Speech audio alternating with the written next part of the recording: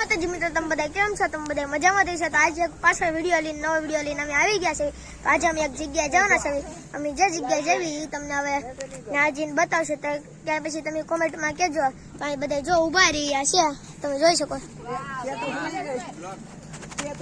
તો ડાયરેક્ટ અમે નાજીને મળવી. હાલો તો મિત્રો, અમે પહોંચી ગયા છીએ ગલધરા ખોડિયાલમાં.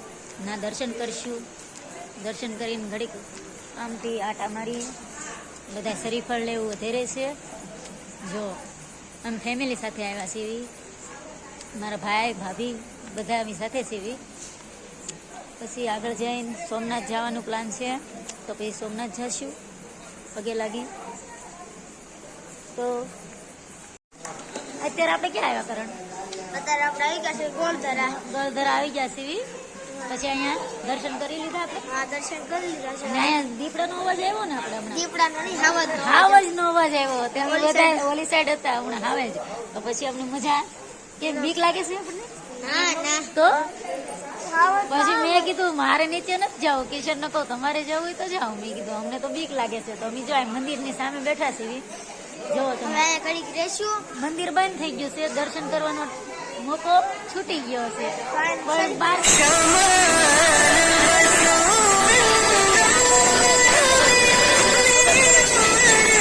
અને વચમાં થોડુંક તમને બતાવશું બધું. બતાવી હમણાં તમને આગળ જાવી છે. મારા ભાઈ ને ભાભી ચાલો હવે સાથે અમે આગળ જાવી. જલ્દી જલ્દી ચાલો. મજા આવી ને કરણ? પણ આ મંદિર સરસ છે હો ગલધરા. આયા તો અવાજ આવતો હતો મમ્મી. હમણાં સિંહ નો અવાજ અહીંયા આવતો હતો, તો મને કિશોર કહે કે જો અહીંયા અવાજ આવે છે.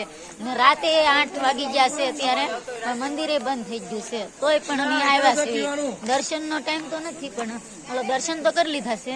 પણ હવે કિશોર ને કહે છે તો આગળ જાવી તો ઠીક જોઈ બધું દ્રશ્ય કેવા છે.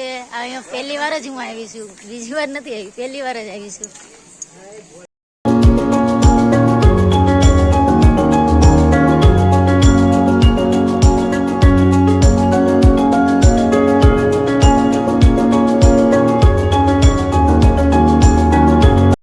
નીચેની તરફ ઉતરી ગયા છે, આગળ જાય છે જોવા હું છે એમ. દીપડાની તો બહુ બીક લાગે, પણ આગળ જાય છે. જો હાલા જાય છે બધા.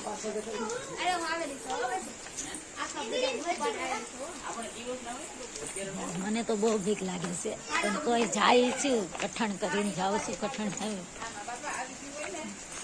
કેવા મોટા મોટા પથ્થર, ડેમ, બહુ મસ્ત સરસ જગ્યા છે. આવવાનું ભૂલાય નહીં. જો સામે ડેમ છે. જો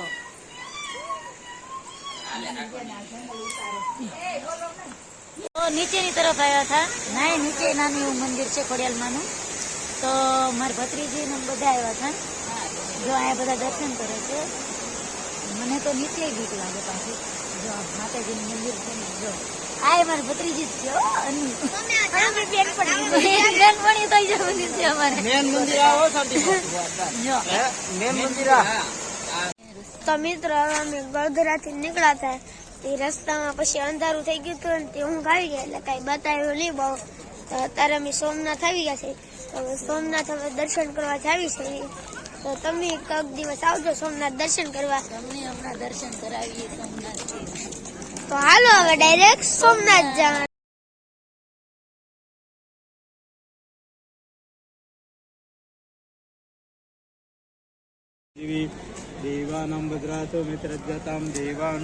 કરણ ને ચાંદલો કરે છે. જો દર્શન કરીને પછી ચાંદલો કરવા આવ્યો. જો એને શિવજી નો ચાંદલો કરવો હતો.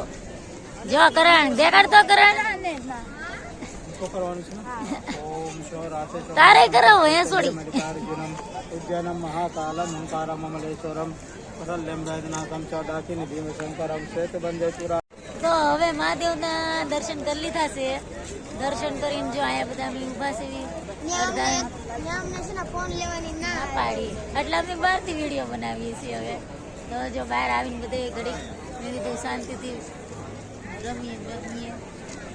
કેવી મજા આવી ગઈ. મજા તો બહુ જ આવે અહીંયા. તો આવજો ક્યારેક સોમનાથ મહાદેવની મંદિરે.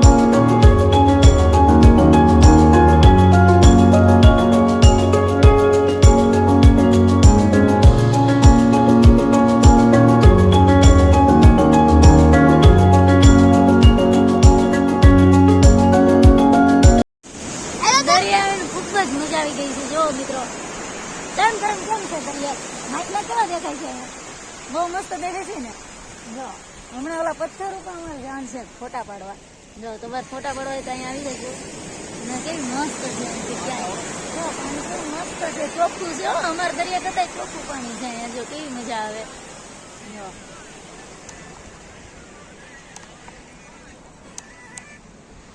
સોમનાથથી આવતા હતા તો અમારે દીવ જવાનો પ્લાન કર્યો બરાબર તો એમાં એમ થયું દીવ અમે ભાઈબંધ દોસ્તારને ફોન કર્યો તો ભાઈબંધ દોસ્તારે એમ કીધું કે દીવમાં કોઈક નેતા આવવાના છે એટલે 3 દિવસ દીવ બંધ રહેશે માટે અમે દીવ ન ગયા પછી ઘરે પહોંચી ગયા ઘરે પહોંચી જમી કાઢીને ફ્રી થઈ ગયા તો આજનો બ્લોગ અમારો કેવો લાગ્યો સારો લાગ્યો હોય તો લાઈક શેર અને સબસ્ક્રાઈબ કરવાનું ભૂલતા નહીં ગુડ નાઇટ